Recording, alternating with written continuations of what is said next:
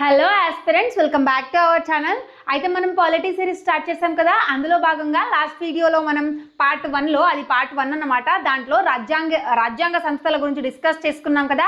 ఈ వీడియోలో రాజ్యాంగేతర సంస్థల గురించి డిస్కస్ చేద్దాం. అయితే రాజ్యాంగ సంస్థలు, రాజ్యాంగేతర సంస్థలు అంటే నేను డిఫరెన్స్ చెప్పాను కదా, మళ్ళీ ఇంకోసారి రిపీట్ చేస్తాను చూడండి. ఇక్కడ రాజ్యాంగ సంస్థలు అంటే రాజ్యాంగంలో వీటి గురించి ప్రస్తావన ఉంటుందన్నమాట. ఏదో ఒక ఆర్టికల్లో మెన్షన్ చేయబడి ఉంటుంది రాజ్యాంగ సంస్థల గురించి. కానీ రాజ్యాంగేతర సంస్థల గురించి మన కాన్స్టిట్యూషన్లో ఎక్కడ కూడా ఉండదన్నమాట. వీటిని ఒక చట్టం ద్వారా క్రియేట్ చేస్తారు. సో ఇప్పుడు మనం రాజ్యాంగేతర సంస్థల గురించి డిస్కస్ చేద్దాం. అయితే ఫ్రెండ్స్, ఈ రాజ్యాంగేతర సంస్థల్లో ఈ వీడియోలో మనం ఏమేమి డిస్కస్ చేస్తామంటే, సెంట్రల్ విజిలెన్స్ కమిషన్ గురించి డిస్కస్ చేస్తాం. దాని తర్వాత సిబిఐ ఉంటుంది, సెంట్రల్ బ్యూరో ఆఫ్ ఇన్వెస్టిగేషన్, ఇంకా నెక్స్ట్ లోక్పాల్ అనే సంస్థ గురించి కూడా డిస్కస్ చేస్తామన్నమాట. ఇది కేంద్రంలో ఉంటుంది లోక్పాల్, లోకయుక్త అయితే రాష్ట్రంలో ఉంటుందన్నమాట. ఈ రెండింటి గురించి డిస్కస్ చేస్తాం. ఇంకా ఎన్సిడబ్ల్యూ అంటే నేషనల్ కమిషన్ ఫర్ ఉమెన్స్ అన్నమాట, వీటి గురించి కూడా డిస్కస్ చేస్తాం. ఇంకా నేషనల్ కమిషన్ ఫర్ మైనారిటీస్, దాని గురించి కూడా డిస్కస్ చేస్తాం. ఇంకా నీతి ఆయోగ్ కూడా రాజ్యాంగేతర సంస్థనే, దీని గురించి కూడా డిస్కస్ చేస్తాం. అయితే ఫ్రెండ్స్, ఈ వీడియో చూస్తున్నంతసేపు మీకు ఎక్కడైనా ఇన్ఫర్మేటివ్గా అనిపిస్తే ఖచ్చితంగా వీడియోని లైక్ చేయడానికి ట్రై చేయండి. ఇక స్టార్ట్ చేద్దామా? ఫస్ట్ స్లైడ్ చూడండి. నెక్స్ట్ సంస్థల వర్గీకరణ గురించి చూద్దాం. అయితే వీటిని డివైడ్ చేసామన్నమాట ఒక్కొక్క దాని గురించి. అయితే అవినీతిని నిరోధించడం, వాటిని దర్యాప్తు చేయడం వంటివి ఇవి ఈ సంస్థలు చేస్తాయన్నమాట. సివిసి, సిబిఐ అండ్ లోక్పాల్ కేంద్ర స్థాయిలో ఉంటుందన్నమాట ఇవి. నెక్స్ట్ సామాజిక న్యాయం కోసం ఈ రెండు ఉంటాయన్నమాట, national commission for women, national commission for minorities. And next విధాన రూపకల్పనలో ఈ నీతి ఆయోగ్ అనేది ఉంటుంది. సో ఇదన్నమాట. నెక్స్ట్ ఫస్ట్ అయితే మనం సివిసి, సెంట్రల్ విజిలెన్స్ కమిషన్ గురించి డిస్కస్ చేద్దాం. నెక్స్ట్ స్లైడ్ చూడండి. సో ఇవి సివిసి, సిబిఐ, లోక్పాల్ అనేవి యాంటీ కరప్షన్ సిస్టమ్ కిందికి వస్తాయన్నమాట. అవినీతిని జరగకుండా ఉండేందుకు దాని కిందికి వస్తాయి, యాంటీ కరప్షన్ సిస్టమ్ కిందికి అనమాట. సో ఫస్ట్ స్లైడ్ చూడండి, సివిసి గురించి చూద్దాం. సెంట్రల్ విజిలెన్స్ కమిషన్, కేంద్ర విజిలెన్స్ కమిషన్ అన్నమాట. సో ఇక్కడ సెంట్రల్ విజిలెన్స్ కమిషన్ అంటే ఏంటి? అయితే ఇక్కడ సెంట్రల్ విజిలెన్స్ కమిషన్ అంటే ఇది ఒక కేంద్రంకి వాచ్మెన్ లాంటిది. అర్థమైంది కదా, కేంద్రంకి వాచ్మెన్ లాంటిది అన్నమాట. ఎందుకంటే కేంద్రంలో అవినీతి జరగకుండా చూసుకోవడం దీని యొక్క బాధ్యత. అంటే లైక్ లంచం తీసుకోవడం, అధికారంలో ఉన్న వ్యక్తి అవినీతి చేయడం, వీటిని నిరోధిస్తుంది అన్నమాట. సో ఇది కేంద్ర విజిలెన్స్ కమిషన్ అంటే. సో ఇది ఎప్పుడు ఏర్పాటైంది ఏంటి అనేది చూద్దాం. 1964లో ఏర్పాటైంది. కేంద్ర విజిలెన్స్ కమిషన్ అనేది 1964లో ఎస్టాబ్లిష్ అయ్యింది. ఏ కమిటీ సూచన మేరకు? సంతానం కమిటీ సూచన మేరకు ఈ సివిసిని ఏర్పాటు చేశారు. అయితే 2003లో పార్లమెంట్ చట్టం ద్వారా చట్టబద్ధమైన హోదా అనేది వచ్చింది. సో 2003లో పార్లమెంట్ ఒక చట్టం ద్వారా ఈ సెంట్రల్ విజిలెన్స్ కమిషన్ కి ఒక చట్టబద్ధమైన హోదా అనేది ఇచ్చిందన్నమాట. అండ్ 2004లో కేంద్ర ప్రభుత్వంచే సెంట్రల్ ఏజెన్సీగా గుర్తింపు పొందింది. సో ఈ సెంట్రల్ విజిలెన్స్ కమిషన్ అనేది 2004లో కేంద్ర ప్రభుత్వం సెంట్రల్ గవర్నమెంట్ చేత సెంట్రల్ ఏజెన్సీగా గుర్తింపు పొందిందన్నమాట. నెక్స్ట్ స్లైడ్, ఈ సివిసి యొక్క నిర్మాణం అండ్ నియామకాల గురించి డిస్కస్ చేద్దాం. అయితే దీంట్లో ఒక చైర్మన్, గరిష్టంగా 2 విజిలెన్స్ కమిషనర్లు ఉంటారన్నమాట. వీరిని రాష్ట్రపతి నియమిస్తారు. సో అర్థమైంది కదా, ఈ ముగ్గురు ఉంటారు, వీరిని రాష్ట్రపతి నియమిస్తారు. రాష్ట్రపతి ఎవరి సలహా తీసుకుని నియమిస్తారు? ప్రధాని, లోక్సభలో ప్రతిపక్ష నాయకుడు, ఇంకా కేంద్ర హోంమంత్రితో డిస్కస్ చేసి వీళ్ళు ఇచ్చిన సలహా మేరకు వీళ్ళని నియమిస్తారన్నమాట. రాష్ట్రపతి నియమిస్తారు. వీరి యొక్క పదవీ కాలం 4 సంవత్సరాలు లేదా 65 సంవత్సరాలు. సో అర్థమైంది కదా, 4 సంవత్సరాలు లేదా 65 సంవత్సరాలు అనమాట. ఏది ముందు వస్తే అది జరుగుతుంది. రాష్ట్రపతి చేత నియామకం, రాష్ట్రపతి నియమిస్తారు. ఎంపిక కమిటీలో ఎవరెవరు ఉంటారు? ప్రధాని, లోక్సభలోని ప్రతిపక్ష నాయకుడు, ఇంకా కేంద్ర హోంమంత్రి. ఈ ముగ్గురు ఇచ్చిన సలహా మేరకు రాష్ట్రపతి వీరిని అపాయింట్ చేస్తారన్నమాట, నియమిస్తారు. ఈ చైర్మన్ని, గరిష్టంగా 2 విజిలెన్స్ కమిషనర్ని రాష్ట్రపతి నియమిస్తారు. సో వీరు మళ్ళీ నియమించబడడానికి అర్హులు కారు. సో మళ్ళీ అపాయింట్ కావడానికి వీళ్ళకు అర్హత అనేది ఉండదన్నమాట, ఒకటేసారి ఉంటారు. సో ఇదన్నమాట. నెక్స్ట్ చూడండి, సివిసి గురించి అయిపోయింది. నెక్స్ట్ సిబిఐ గురించి చూద్దాం. Central bureau of investigation. ఇక్కడ ఇన్వెస్టిగేషన్ అంటేనే అర్థమవుతుంది కదా, ఇన్వెస్టిగేషన్ చేయడం అంటే దర్యాప్తు చేయడం అన్నమాట. అవినీతి ఏదైనా జరిగినా కూడా ఫస్ట్ నుంచి స్టార్టింగ్ వరకు ఎవరెవరు కారకులు ఏంటి అని చెప్పి ఇన్వెస్టిగేట్ చేయడం అన్నమాట దీని యొక్క పని. అయితే ఇది ఎప్పుడు ఏర్పాటైంది? 1963లో స్థాపన. సంతానం కమిటీ సిఫార్సు మేరకు 1963లో ఈ సిబిఐని ఏర్పాటు చేశారనమాట. And next department of personal and training నియంత్రణలో ఇది పనిచేస్తుంది అనమాట. సిబిఐ దీని కింద పనిచేస్తుంది అనమాట. దీని యొక్క మోటో ఏంటి? Industry, impartiality and integrity. దీని యొక్క మీనింగ్ తెలుసా? కష్టపడి పని చేయాలి, నిజాయితీగా దర్యాప్తు చేయాలి, ఇంకొకటి నిజాయితీగా ఉండడం అనేది దీని యొక్క మోటో అన్నమాట, సిబిఐ యొక్క మోటో. అండ్ చట్టబద్ధత, Delhi special police establishment act కింద ఇది 1946 కింద దీని యొక్క విధులు ఉంటాయి అన్నమాట. ఇంకా పాత్ర, అవినీతి మరియు నేరాలను దర్యాప్తు చేస్తుంది. సో సిబిఐ అనేది అవినీతి ఇంకా నేరాలను దర్యాప్తు చేస్తుంది అన్నమాట. ఫస్ట్ నుంచి లాస్ట్ దాకా ఎవరెవరు ఈ నేరంలో ఎవరెవరు ఉన్నారు ఏంటి అని చెప్పి క్లియర్గా ఇన్వెస్టిగేట్ చేస్తుంది ఈ సిబిఐ అనేది. ఇంటర్పోల్ కు భారతదేశం తరపున నేషనల్ సెంట్రల్ బ్యూరోగా వ్యవహరిస్తుంది. డైరెక్టర్ నియామకం. సో డైరెక్టర్ ని ఎవరు నియమిస్తారో దీనిలో ఉండే డైరెక్టర్ అనేది చూడండి. పిఎం నేతృత్వంలోని ఎంపిక కమిటీ సిఫార్సు మేరకు డైరెక్టర్ ని నియమిస్తారన్నమాట. అర్థమైంది కదా? పిఎం నేతృత్వంలోని ఎంపిక కమిటీ సిఫార్సు మేరకు ఈ డైరెక్టర్ ని నియమిస్తారు. సో ఇదన్నమాట. నెక్స్ట్ స్లైడ్ లో ఏముంటుందంటే ఈ central vigilance commission and CBI గురించి క్లారిటీగా ఒకటే చోట ఉంది చూడండి. వీలైతే నోట్ చేసుకోవడానికి ట్రై చేయండి. అయితే దీని యొక్క ఏర్పాటు, సివిసి యొక్క ఏర్పాటు ఎప్పుడు జరిగింది? 1964లో జరిగింది. సిబిఐ యొక్క ఏర్పాటు 1963లో జరిగింది. సో ఫస్ట్ సిబిఐ ఏర్పడింది అన్నమాట, దాని తర్వాత సివిసి ఏర్పడింది. అయితే ఈ రెండు కూడా సంతానం కమిటీ సూచన మేరకు వీటిని ఏర్పాటు చేశారు. సివిసిని, సిబిఐని రెండింటిని కూడా సంతానం కమిటీ సూచన మేరకు ఏర్పాటు చేశారు.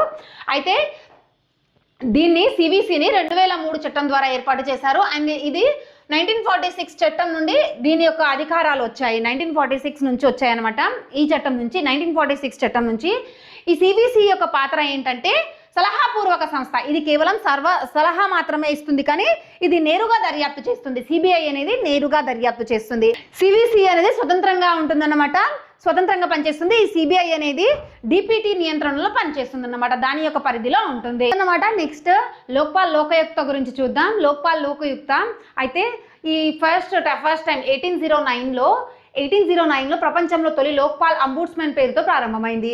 అయితే ఇక్కడ లోక్పాల్ లోకాయుక్త అనేవి లోక్పాల్ అయితే కేంద్రంలో ఉంటుంది, లోకయుక్త అయితే రాష్ట్రంలో ఉంటుంది అనమాట. లోక్పాల్ యొక్క పని ఏంటి?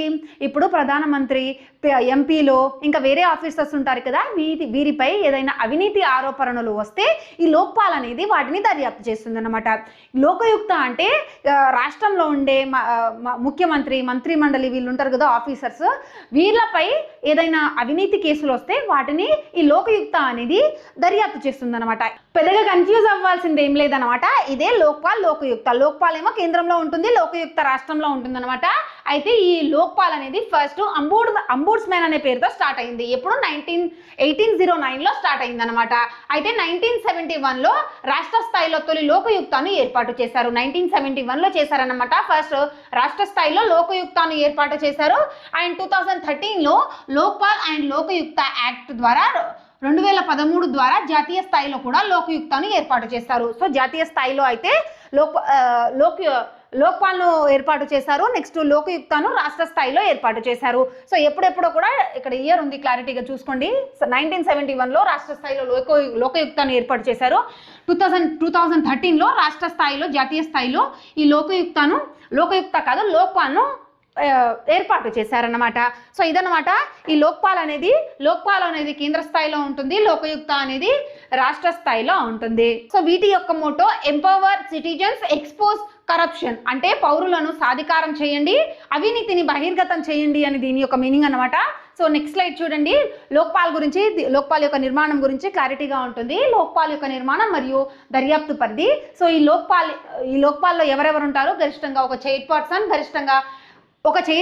గరిష్టంగా 8 మెంబర్స్ ఉంటారన్నమాట. అయితే ఈ 8 మెంబర్స్లో 50% సభ్యులేమో జ్యుడిషియల్ బ్యాక్గ్రౌండ్ నుంచి ఉంటారు. ఇంకా 50% సభ్యులు SC, ST, OBC, minority and women వర్గాల నుంచి ఉంటారన్నమాట. ఇంకో 50% అంటే 4 మెంబర్స్ లాగా అన్నమాట. నెక్స్ట్ అయితే రాష్ట్రపతి చేత నియామకం. రాష్ట్రపతి నియమిస్తారు వీళ్ళని. వీరి యొక్క పదవీ కాలం 5 లేదా 70 ఏళ్ల సంవత్సరాలు. సో అర్థమైంది కదా, 5 ఇయర్స్ అన్నమాట. 5 ఇయర్స్ లేదా 70 ఇయర్స్, దీంట్లో ఏది ముందు వస్తే అది జరుగుతుంది. సో ఈ లోక్పాల్ యొక్క పని ఏంటంటే కేంద్రంలో ఉండే ప్రధానమంత్రి, ఎంపీలు ఇంకా వేరే ఆఫీసర్స్ ఉంటారు కదా, వీరిపై ఏదైనా అవినీతి కేసు వచ్చినప్పుడు వాటిని దర్యాప్తు చేస్తారన్నమాట. ఈ లోక్పాల్ యొక్క పని వాటిని దర్యాప్తు చేయడం. వీళ్ళపై వచ్చిన అంటే కేంద్రంలో మంత్రులపై, ప్రధానమంత్రి ఇంకా వేరే ఆఫీసర్స్ పై వచ్చిన అవినీతి కేసులను దర్యాప్తు చేస్తుంది. సో ఇదన్నమాట లోక్పాల్ గురించి. లోక్పాల్ గురించి. అయితే లోకయుక్త గురించి ఇలాగే ఉంటుందన్నమాట, పెద్ద డిఫరెన్స్ ఏమి ఉండదు, కాకపోతే అది రాష్ట్ర స్థాయిలో ఉంటుంది. రాష్ట్ర స్థాయిలో ముఖ్యమంత్రి, మంత్రులు ఇంకా వేరే ఆఫీసర్స్ ఉంటారు కదా, వాళ్ళపై వచ్చిన అవినీతి కేసులను లోకయుక్త దర్యాప్తు చేస్తుందన్నమాట. సో ఇదే పని దానిది కూడా. సో నెక్స్ట్ స్లైడ్ చూడండి ఒకసారి. నెక్స్ట్ స్లైడ్ ఏముంది, నెక్స్ట్ విభాగం గురించి సామాజిక న్యాయం అండ్ 3 టైప్స్గా డివైడ్ చేసుకున్నాం కదా. సో దాంట్లో సామాజిక న్యాయం విషయాల్లో ఇది ఎన్సిడబ్ల్యూ, ఎన్సిఎం అని ఉంది కదా, వాటి గురించి డిస్కస్ చేద్దాం. ఫస్ట్ ఎన్సిడబ్ల్యూ గురించి చూద్దాం. జాతీయ మహిళా commission, national commission for women, NCW గురించి చూద్దాం. సో ఈ national commission for women act అనేది 1990లో వచ్చిందన్నమాట. దీని ఏర్పాటు ఎప్పుడు జరిగింది? 1992లో జరిగిందనమాట. జనవరిలో ఏర్పాటు చేశారు. యాక్ట్ 1990లో వచ్చింది, ఏర్పాటు మాత్రం 1992లో జరిగింది. దీని యొక్క హెడ్ క్వార్టర్స్ న్యూఢిల్లీలో ఉంది. విధి ఏంటి? దీని యొక్క పని ఏంటి? మహిళా హక్కులను రక్షించడం మరియు సలహాలు ఇవ్వడం. మహిళల యొక్క హక్కులను రక్షించడం, సలహాలు ఇవ్వడం అనేది ఈ జాతీయ మహిళా కమిషన్ యొక్క పని, ఎన్సిడబ్ల్యూ యొక్క పని అన్నమాట. అయితే ఈ జాతీయ మహిళా కమిషన్లో ఎవరెవరు ఉంటారంటే, ఒక చైర్పర్సన్ ఉంటారు, 5 మెంబర్స్ ఉంటారు, ఇంకొకటి మెంబర్ సెక్రటరీ ఉంటారన్నమాట. సో మొత్తం 7 మెంబర్స్ ఉంటారు. కేంద్ర ప్రభుత్వంచే నియామకం. సో సెంట్రల్ గవర్నమెంట్ వీళ్ళని నియమిస్తుందన్నమాట. వీరి యొక్క పదవీ కాలం 3 సంవత్సరాలు. అర్థమైంది కదా, వీరి యొక్క పదవీ కాలం 3 సంవత్సరాలు అన్నమాట. ఈ జాతీయ మహిళా కమిషన్ యొక్క ఫస్ట్ చైర్పర్సన్ జయంతి పట్నాయక్ గారు. సో అర్థమైంది కదా, ఈ జాతీయ మహిళా కమిషన్ యొక్క ఫస్ట్ చైర్పర్సన్ జయంతి పట్నాయక్ గారు. ప్రస్తుత చైర్పర్సన్ విజయ్ కిషోర్ రహత్కర్ అన్నమాట. సో ఇది ఫస్ట్ చైర్పర్సన్ అయితే జయంతి పట్నాయక్ గారు. సో ఇదన్నమాట జాతీయ మహిళా కమిషన్ గురించి. నెక్స్ట్ జాతీయ మైనార్టీ కమిషన్ గురించి చూద్దాం.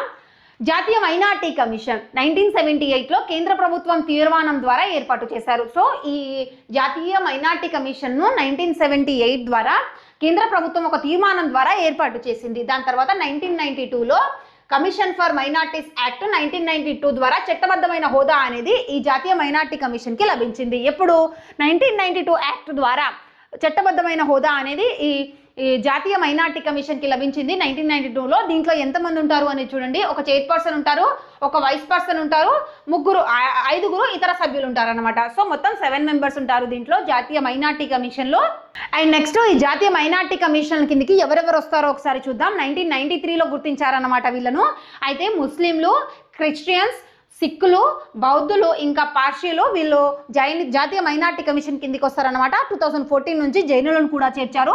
సో వీళ్ళు జాతీయ మైనార్టీ కమిషన్ కిందికి వస్తారనమాట. సో ఇదన్నమాట జాతీయ మైనార్టీ కమిషన్ గురించి. నెక్స్ట్ నీతి ఆయోగ్ గురించి డిస్కస్ చేద్దాం. విధాన రూపకల్పన, పాలసీ మేకింగ్ లో ఉండే నీతి ఆయోగ్ గురించి డిస్కస్ చేద్దాం. నీతి ఆయోగ్ అనమాట. అయితే ఈ నీతి ఆయోగ్ అనేది ప్రణాళిక సంఘం స్థానంలో వచ్చింది. నీతి ఆయోగ్ రాజ్యాంగేతర సంస్థ, ప్రణాళిక సంఘం స్థానంలో 2015లో వచ్చిందనమాట. నీతి ఆయోగ్ యొక్క చైర్మన్ గా ప్రధానమంత్రి ఉంటారు. సో ఒకసారి చూడండి, ఫస్ట్ ఎప్పుడు ఏర్పాటు చేశారు? జనవరి 1, 2015లో ఈ నీతి ఆయోగ్ను ఏర్పాటు చేశారు. ప్లానింగ్ కమిషన్ ప్రణాళిక సంఘం స్థానంలో ఏర్పాటు చేయబడింది. సో అర్థమైంది కదా, ప్రణాళిక సంఘం స్థానంలో ఈ నీతి ఆయోగ్ అనేది ఏర్పాటు అయ్యిందనమాట. సో ఇక్కడ హోదా అనేది చూడండి. మనం ఇప్పుడు ఏం డిస్కస్ చేస్తున్నాం? రాజ్యాంగేతర సంస్థల గురించి డిస్కస్ చేస్తున్నాం కదా. ఈ నీతి ఆయోగ్ అనేది కూడా రాజ్యాంగేతర సంస్థ అన్నమాట, నాన్ కాన్స్టిట్యూషనల్ బాడీ. సో అదన్నమాట, రాజ్యాంగబద్ధమైంది కాదు మరియు చట్టబద్ధమైనది కూడా కాదు. సో అర్థమైంది కదా. దీని గురించి నీతి ఆయోగ్ గురించి రాజ్యాంగంలో ఎక్కడ ఏ ఆర్టికల్లో కూడా మెన్షన్ చేయబడలేదు. ఇది రాజ్యాంగేతర సంస్థ అన్నమాట. అయితే ఈ నీతి ఆయోగ్ కి చైర్మన్ గా ప్రైమ్ మినిస్టర్ ఉంటారని చెప్పాను కదా. చైర్పర్సన్ గా ప్రైమ్ మినిస్టర్ ఉంటారు. వైస్ చైర్పర్సన్ ని ఈ పిఎంఏ నిర్ణయిస్తారన్నమాట. అయితే first vice chairperson Arvind Panagariya and present ఉన్నవారు అశోక్ కుమార్ లహరి అన్నమాట. So present CEO Nidhi Chibber అన్నమాట.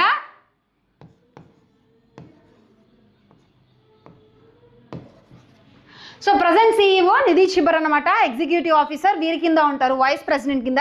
సో ఇదన్నమాట. సో ఇక్కడ తప్పు పడింది, ఐఎమ్ సారీ అండి. వీలైతే మీరు నోట్ చేసుకుంటుంటే ఇక్కడ అశోక్ కుమార్ లహిరి అని నోట్ చేసుకోండి, నితి చిబర్ అని చెప్పి ఇక్కడ నోట్ చేసుకోండి. సో ఇదన్నమాట నీతి ఆయోగ్ గురించి. సో ఇదన్నమాట రాజ్యాంగేతర సంస్థల గురించి. ఈ వీడియో మీకు ఇన్ఫర్మేటివ్ గా అనిపించిందని అనుకుంటున్నాను. ఈ వీడియోని ఇంకా లైక్ చేయకుంటే లైక్ చేసి మన ఛానల్ని సబ్స్క్రైబ్ చేసుకోండి, మీ ప్రిపరేషన్కి యూజ్ అవుతుంది.